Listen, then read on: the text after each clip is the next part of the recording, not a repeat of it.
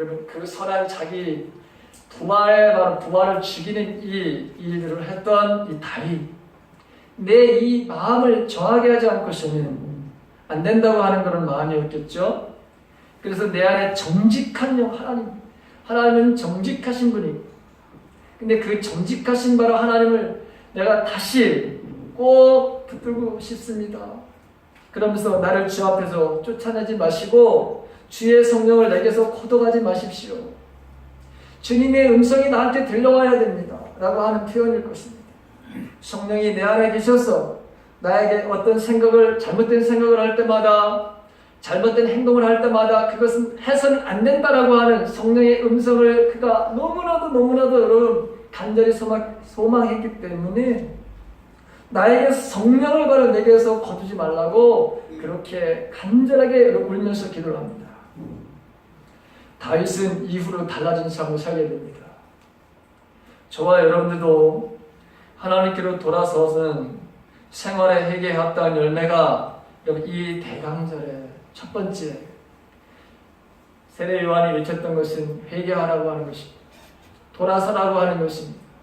구체적인 삶 속에서 변화의 삶을 만들어내라고 하는 것입니다. 이것이 기다림의 첫 번째 여러분 본질이라고 하는 것을 꼭 기억하십시오. 돌아서길 간절히 바랍니다. 두 번째, 세례 요한은 요단강에서 세례를 베풀었습니다. 근데 특이하게 원래 여러분 유대인들이 이방인들에게 유대교를 개종을 하게 되면 그 표시로 세례를 바로 주었습니다. 근데 세례 요한은 이 개종 세례를 회개 세례로 만들어서 유대인들을 여러분 받게 합니다. 유대인들에게 세례를 받게 하는 거예요. 원래는 유대인들을 개종한 사람들에게, 이방인들에게 여러분 주는 것이 이게 세례였는데, 이제 반대로 유대인들에게 바로 이 회개의 바로 이 세례를 바로 베푸는 것을 보게 됩니다. 아주 특이한 바로 여러분 행동입니다. 왜 이렇게 유대인들에게 세례를 베풀었을까? 이것은 선민으로서 유대인들의 특권이 이제는 끝났다는 것을 알려주려고 그렇게 일부러 이 세례 예식을 행합니다. 회개에 합당한 열매를 맺기 전에는 속으로 나는 아브라함의 자손이라고 그렇게 생각하지 말라는 것입니다. 오늘 보게 되면 이 유대인들을 향해서 너희들이 속으로 너희들이 아브라함의 자손이라 그렇게 생각하지 말라. 왜냐하면 하나님은 돌들 가지고서도 얼마든지 아브라함의 자손을 만들 수 있다라고 그렇게 말합니다. 이 말은 뭐냐? 아브라함으로부터 시작된 선민의 특권이 이제는 더 이상 유효하지 않다는 것을 가르쳐주기 위해서 그런 것입니다. 유대인들은 자신들이 아브라함을 자신의 조상으로 둔 것에 대한 큰 자부심과 긍지를 가지고 있었습니다. 자신들은 선택된 민족이라고 하는, 하나님 특별히 구별된 민족이라고 하는, 그래서 구원은 이미 주어진 것이므로 그렇게 여겼습니다. 그러나 세례 요한은 유대인들은 선민이라고 하는 이 자만심을 버려야 된다는 것입니다. 오히려 겸손히 회개의 세례를 받고 합당한 회개의 열매를 맺는 것만이 유일한 구원의 길이라는 것을 가르쳐 주고 있는 것입니다. 그래서 오늘 여러분 기다림의 두 번째 본질은 뭐냐? 겸손함이라는 것입니다. 겸손함. 세례라고 하는 거 여러분 보십시오. 세례의 의미가 무엇입니까? 세례의 첫 번째 의미는 죽음입니다. 죽음. 나는 죽는다고 하는 것이 세례의 의미입니다. 내 자아를 정사 지낸다고 하는 것이죠. 물속에다 여러분 뭐예요? 완전히 집어넣어서 내 모든 온 몸을 바로 여러분 다 물속에 집어넣어서, 그래서 내 과거에 내 삶, 내 자아를 다 여러분 죽인다고 하는 것이죠. 자기 자신을 죽이는 사람은 겸손해집니다. 예수님은 철저하게 자신의 뜻을 이루어 본 적이 없으신 분입니다. 그분은 언제나 당신을 보내신 하나님의 뜻, 하나님 아버지의 뜻을 따랐다고, 그리고 임의대로 행동하지 않으셨다고 그렇게 말씀하십니다.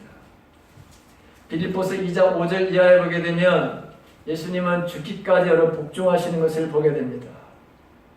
주님은 나는 온유하고 겸손하니 나의 멍에를 메고 배워라 이렇게 말씀하신 적도 있습니다. 겸손한 자는 하나님의 은혜를 받습니다. 주님이 이 땅에 오심을 기다리는 자에게 필요한 것도 역시 마찬가지로 겸손입니다. 지금 이 유대인들, 자기들은 아브라함을 둔 바로 자기들이 후손들이기 때문에, 자기들은 얼마든지 선민이고 선택된 민족이기 때문에 구원을 받을 수가 있다고 생각을 해서 얼마나 교만했는지 모릅니다.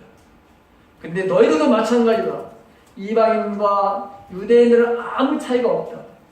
만약에 너희들도 똑같이 회개에 합당한 열매가 없으면 너희들도 지옥을 간다라고 하는 의미에서 합당한 회개의 삶을 살라고 해서 겸손해지라고 여러분 이 세례 의식을 유대인들을 향해서 했던 것입니다.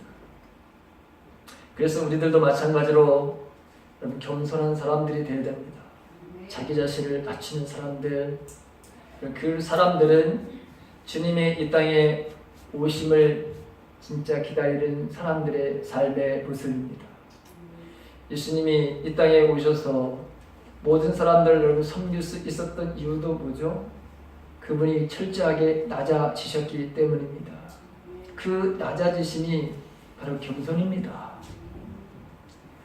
자, 세 번째, 우리가 대강절을 맞으면서 주님이 이 땅에 오심을 기다리는 우리들은 어떤 마음의 자세를 가지고 기다림의 본질이 도대체 어디에 있는가? 마태복음 보게 되면 특이하게 요한의 복장에 대해서, 그가 먹는 음식에 대해서 기록하고 있는 것을 보게 됩니다. 요한은 낙타털 옷을 입고 허리에 가죽띠를 띠고 음식은 메뚜기와 석청이었더라. 여기만 이렇게 여러분 기록되어 있습니다. 세례 요한의 의식주에 대해서 특별히 여러분 기록하고 있습니다. 왜 이렇게 이 의식주에 대해서 기록하고 있을까? 예언자들 가운데는 이러한 의식주 생활을 한 사람이 있기는 있습니다.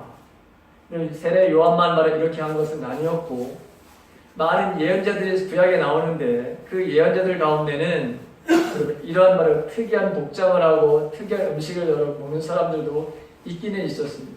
그런데 다 보편적으로 그러진 않았습니다. 자, 한번 생각을 해보십시다. 사람들이 중요시 여기는 것 중에 하나가 여러분 의식주라고 하는 것이죠. 그렇죠. 우리 모든 삶에서 최고의 가치를 여기는 것이 여러분 의식주. 사람들이 여기서 벗어나지를 못합니다. 먹고 마시고 입고 사는 집. 이것 때문에 여러분 오늘 세상은 여러분 온통 뒤죽박죽 되는 거 아닙니까? 세례 요한이 거처하는 곳은 여러분 어디였죠? 광야입니다.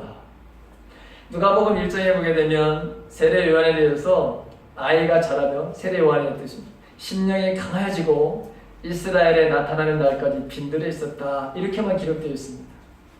근데 세례 요한은 제가 서두에도 말씀드렸지만 제사장의 가문에서 태어난 사람입니다. 제사장은 아주 부자는 아니지만 그렇다고 여러분 찢어지게 가난한 사람들도 아닙니다. 광야에서 살 만큼 그렇게 빈곤한 생활을 하는 사람들이 아닙니다. 그런데 언제부터인지 모르지만 이 세례 요한이 광야에 나가 있습니다.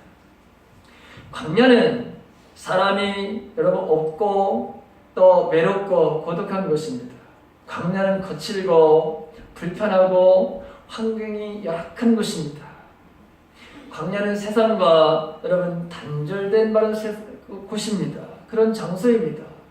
그런데 특히 여러분 우리가 주목할 것은 사람이 찾지 않은 이 광야는 영적인 연단과 훈련을 받기에 최상의 또 장소이기도 한 것이 바로 여러분 광야입니다. 하나님의 말씀을 정말 잘 들을 수 있는 곳이 여러분 광야입니다. 왜?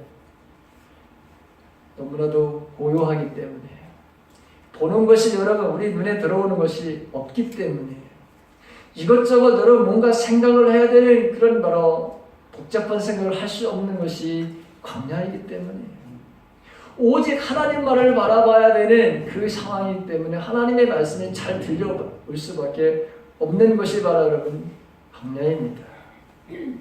그래서 유명한 여러분 교부들은 가끔씩 가다가 광야에 가서 여러분 하나님의 음성을 들으려고 모든 것을 다 단절하고 여러분 광야에 들어갔습니다. 오늘 이 세례 요한의 바로 옷은 낙타 털입니다. 이 옷은 낙타의 가죽으로서 여러분 따뜻하게 뭔가 만든 그런 가죽 제품이 아닙니다. 낙타 털로 거칠게 바로 짠 바로 옷이었습니다. 그리고 풍성한 그 겉옷을 바로 허리에 단단히 묶기 위해서 가죽 띠를 바로 한 것입니다. 이 복장은 가난한 바로 사람들의 옷차림입니다. 여러분 그 거린들을 한번 예전에 우리가 거린들을 보게 되면 항상 그 사람들이 복장을 한번 여러분 보십시오. TV에서 나올 때도 예전에 여러분 보면 항상 이 거린들의 복장을 보면은 그렇죠. 이 지금 허리띠를 탁 여러분 이게 좀 상상이 좀 되십니까? 여러분 그 그림이 좀 그려지십니까? 자, 당시에 좋은 부드러운 옷과 화려한 옷을 입은 사람들. 누가복음 7장 25절에 보게 되면 그러면 너희가 무엇을 보러 나갔느냐? 부드러운 옷을 입은 사람이냐? 보라 화려한 옷을 입고 사치하게 지내는 자는 왕궁에 있느니라. 세례 요한을 여러분 보죠. 보려고 나갔던 사람들.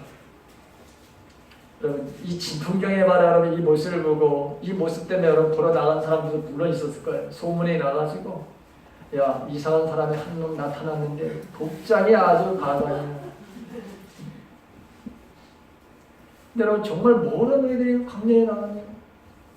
화려한 옷을 입고 맛있는 음식을 먹는 사람들이 왕궁으로 가서 여러분 봐야 되는데 그런데 그래도 자신들의 여러분 인생의 문제를 해결하기 위해서 복장을 바로 먹는 것은 그렇지만 세례 요한을 여러분 보러 나가는 사람들이 꽤 많았다는 것을 볼 수가 있습니다.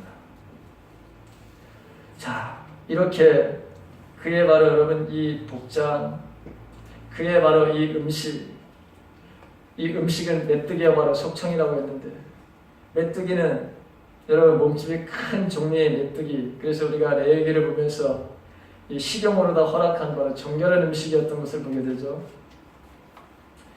이 메뚜기를 식용으로 삼았는데 유대인들에게서는 여러분 이 메뚜기는 누가 먹는 음식이었느냐?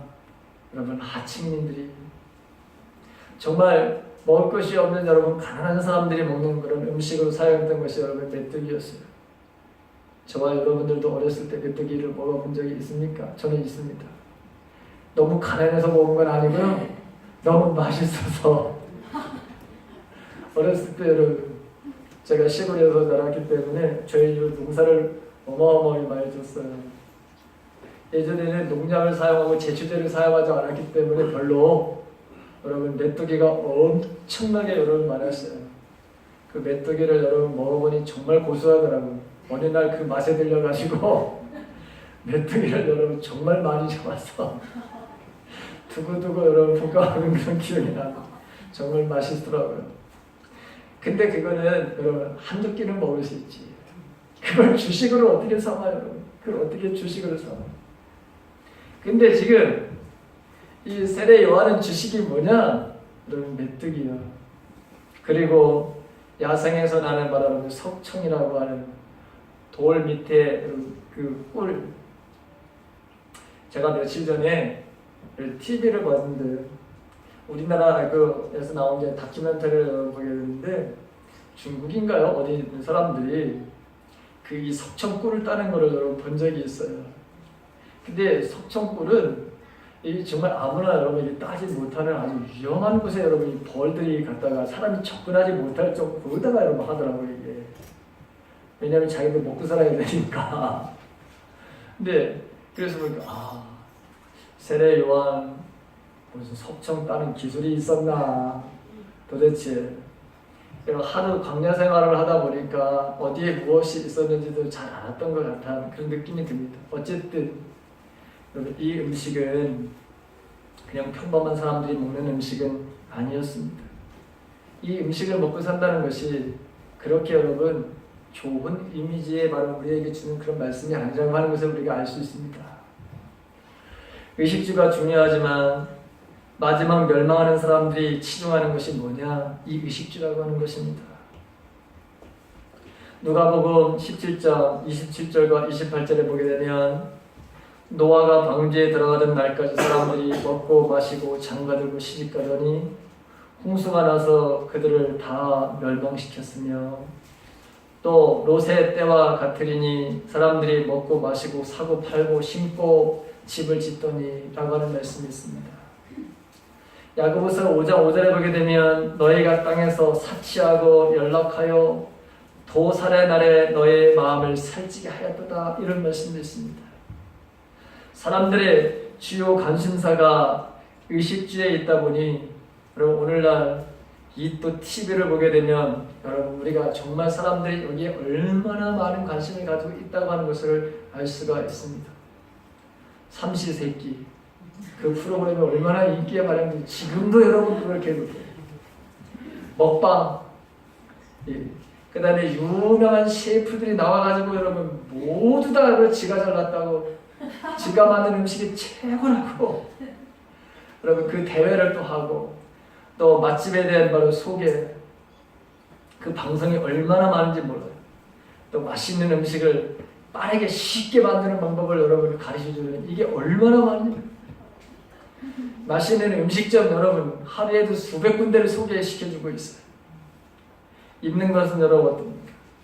우리 딸들도 요새 아들 딸들이 옷을 많이 사들여서 우리 집사람이 야 너희들은 도대체 그리고 어디서 돈이 나서 그렇게 옷을 사들이냐 어제도 여러분 그러더라고요. 근데 우리 아들과 딸들은 뭐라는 줄 아세요? 입을 것이 없대 입을 것이. 제가 보기에는 여러분 그 보니까 옷장에도 가득 차. 옷장이 넘쳐가지고 여러분 행거에도 가득 찼어요.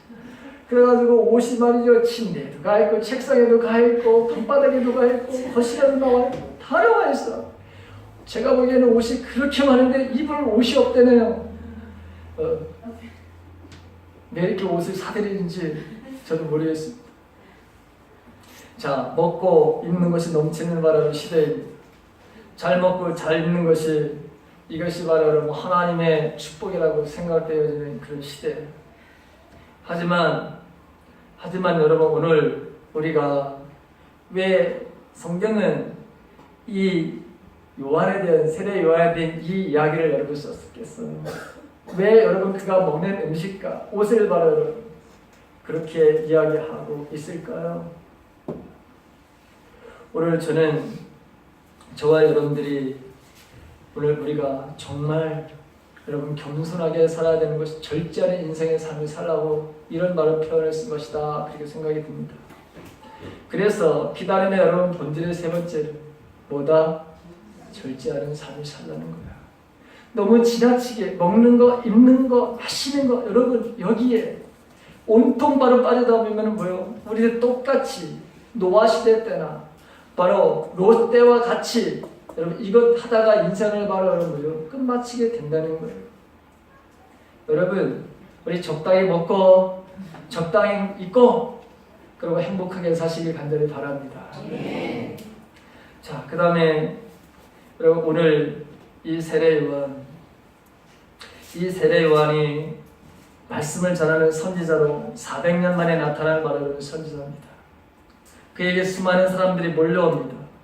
교만하기 짝이 없었던 바로 이 바리새인들, 또 사두개인들, 그리고 마음이 바로 굳은 사람들, 이 군인들, 그 다음에 여러분 부자들, 세리까지도 몰려왔습니다. 7절에 보게 되면 세례를 받으러 오는 무리들에게 뭐라고 얘기를 하죠? 세례 요한이 뭐라고 얘기하죠?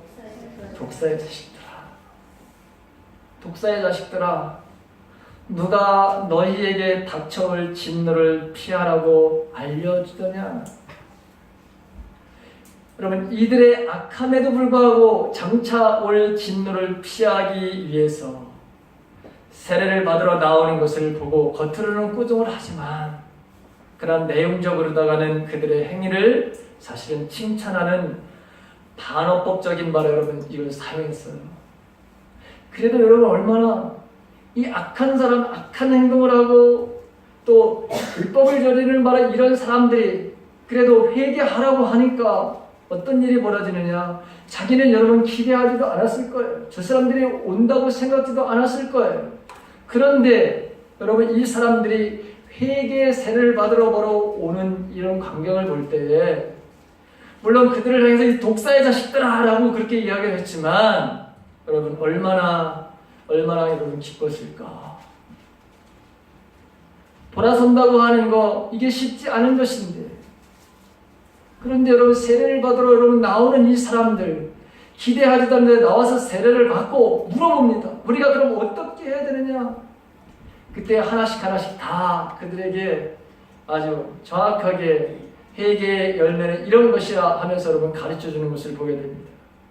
주님이 오시는 기다림의 본질은 어디에 있느냐? 저와 여러분들, 여러분 복음을 전하는 데 있습니다. 할렐루야. 복음을 전하는 데 있는 거예요. 너희는 것은 모든 민족을 제자로 삼으라고 하는 이 말씀을 사명으로 삼고 살아가는 사람들. 세례 요한도 마찬가지로 여러분 이 바로 복음을 전하는 것이죠. 세례 요한은 예수 그리스도를 바로 전하며 주님을 기다렸습니다. 예수 그리스도를 증거하며 그는 철저하게 광야에서 주님의 오심을 기다렸습니다. 마지막 여러분 우리가 기다림의 본질은 어디에 있어야 되느냐? 세례 요한은 이사야 40장 3절과 5절을 인용하면서 이렇게 말하고 있습니다. 이렇게 외쳤습니다. 여러분 한번 보실까? 같이 여러분 읽습니다. 어디를 읽느냐? 4절서부터 4절 5절 같이 읽습니다. 오늘 본문의 4절과 5절을 같이 읽습니다. 시작. 선지자 이사야의 책에 쓴 바 광야에서 외치는 자의 소리가 있어 이르되 너희는 주의 길을 준비하라. 그의 오실 길을 곧게 하라. 모든 골짜기가 메어지고 모든 산과 작은 산이 낮아지고 굽은 것이 굳어지고 험한 길이 평탄하여 질 것이요. 자, 오늘 우리가 이 땅에 살면서 해야 될 것, 주님을 기다리면서 우리가 해야 될 것이 바로 이 말씀입니다. 너희는 주님의 길을 예비하라.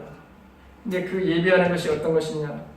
길을 곱게 하고 골짜기를 메우고 모든 산과 모든 언덕들을 평평하게 하고 험한 길을 평탄하게 하라고 하는 말씀입니다. 어제 여러분 눈이 내리는 가운데 전국적으로 집회 지옥에 의하면 190만 명이 모여서 그래서 박근혜 대통령 하야를 하라고 평화시위를 했다고 여러분들도 보도를 통해서 들었을 것이고 아마 이 가운데는 갔다 오신 분들도 아마 계실 겁니다. 우리 사회는 굽은 것이 너무나도 많고 메워야 할 골짜기가 산과 언덕들이 너무나도 많습니다. 여기서 말하는 이 골짜기, 산과 이 언덕들, 우리 사회에 없어져야 될 적폐들을 바로 상징하는 것들입니다. 이 땅에 바로 부패와 부정, 권력 남용, 이기심과 탐욕, 이 노사 간의 여러분 이 갈등들, 남북 간의 바로 여러분 갈등들의 이 골, 뇌물과 야합, 대기업들의 바로 이 갑질들, 외국인 노동자들에 대한 바로 이 인권 유린, 장애인들의 바로 여러분 인권,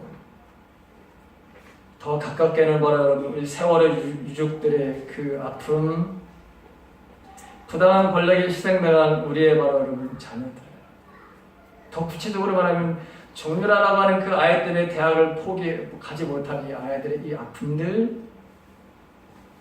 여러분 이 모두가 우리가 곱게 해야 될, 다 메워야 될 바로 이런 것이다. 바로 여러분 골짜기요, 산이요, 언덕이다. 이런 것들을 다 여러분 메워야 된다고 하는 것을 외쳤습니다. 즉 사회 구석구석에서 온갖 적폐적인 요소를 바로 없애야, 그래야 된다고 하는 그 소리를 바로 여러분 외쳤습니다. 주님의 길을 준비한 세례 요한, 그 주님이 그에게 오십니다. 마태복음 3장 13절과 14절 보게 되면 이때에 예수께서 갈릴리로부터 요단강에 이르러 요한에게 세례를 받으려 하시니 요한이 말려 이르되 내가 당신에게서 세례를 받아야 할 터인데 당신이 내게로 오시나이까. 주님이 직접 세례 요한을 찾아오십니다. 광야에서 주님의 오심을 기다렸던 이 세례 요한에게 실제로 주님이 찾아오셔서 하나님의 말했듯 하나님의 뜻은 모든 인류가 구원을 받는 것이고 그 일을 하기 위해서는 세례 요한에 의해서 예수님은 세례를 받아야 되는 그런 바로 일들.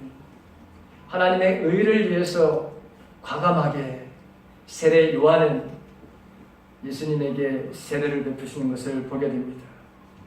그렇게 철저하게 준비했던 세례 요한은 정말 주님을 만납니다.